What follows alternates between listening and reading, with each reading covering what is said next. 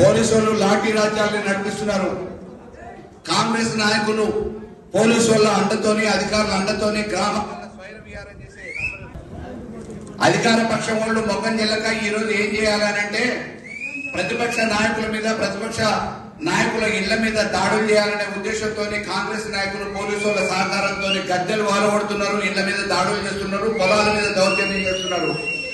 ఖబర్దార్ నేను చెప్తా ఉన్నా కాంగ్రెస్ నాయకులకి, మళ్ళొక్కసారి పునరావృతం అయితే కోదాడు నియోజకవర్గంలో ఎక్కడ గులాబీ జెండాని టచ్ చేసిన బీఆర్ఎస్ నాయకుడిని పైన దౌర్జన్యం జరిగిన ईद का जवाब ईद पत्थर से देंगे.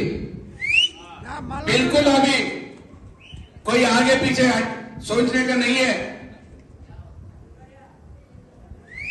ఏలుకి ఏలు కాలు కాలుకు సమాధానం చెప్పడం మాకు కూడా తెలుసు. తప్పకుండా రేపు రానున్న భవిష్యత్తులో ఏ ఒక్క కార్యకర్త మీద ఏ ఒక్క చిన్న దాడి జరిగినా దానికి ప్రతి సమాధానంగా మేము కూడా దాడులకు దిగుతామనే విషయాన్ని పోలీసు వాళ్ళకి హెచ్చరికతో చెప్తున్నా.